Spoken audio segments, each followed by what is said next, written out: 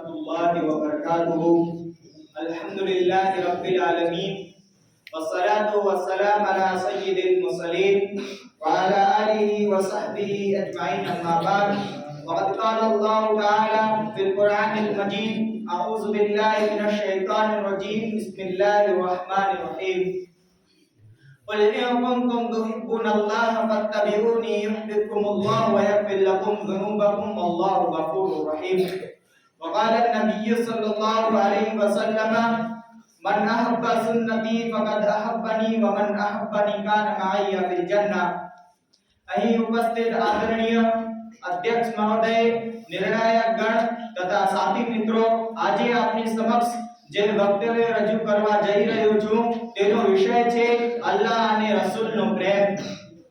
મારા ભાઈઓ, એક મુસલમાન માટે જરૂરી છે કે તેના હૃદયમાં અલ્લાહ અને તેના રસૂલનો સાચો પ્રેમ હોય. તેના વિના કોઈ પણ વ્યક્તિનું ઈમાન સંપૂર્ણ નથી થઈ શકતો. અલ્લાહનો પ્રેમ એટલા માટે હોવો જોઈએ કે તે જ આપણો સર્જક અને માલિક છે. આપણા હૃદયના એક એક ધબકારા પર તેનો શાસન છે.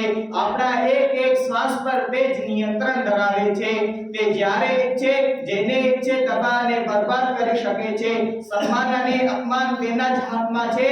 અને પછી આપણા ઉપર તેનો સૌથી મોટો ઉપકાર એ છે કે તેણે આપણને મુસલમાન બનાવ્યો, ઇસ્લામ જેવી રહેમતથી નવાજ્યો અને પછી પોતાના વહાલા સ્નેહી સલ્લલ્લાહુ અલૈહિ વસલ્લમના ઉમ્મતી હોવાનું ગર્વ આપ્યું.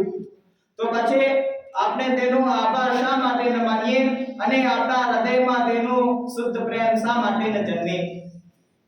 પણ પ્રશ્ન એ છે કે આપણે અલ્લાહ તાલાથી પ્રેમ કેવી રીતે કરીએ, તેની રીત કઈ છે?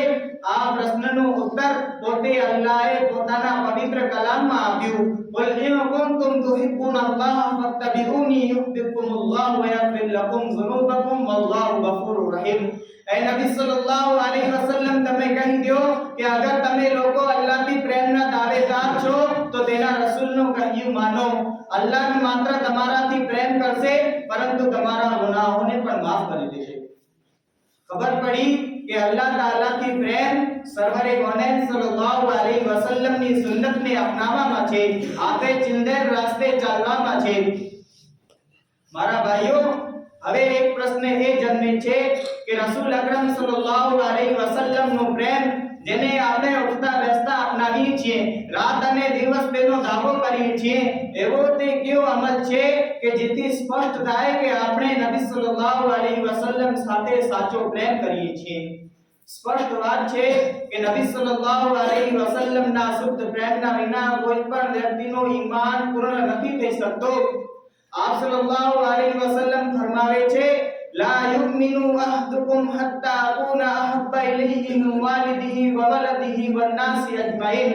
કોઈ પણ વ્યક્તિ તે સમય સુધી મુમિન નથી થઈ શકતો જ્યાં સુધી હું તેને તેના વાલી, બાળકો અને બધા લોકો કરતા વધારે સ્નેહી ન બની જાઉં. તો પછી અલ્લાહના રસૂલ સાથે સાચા પ્રેમની રીત કઈ છે?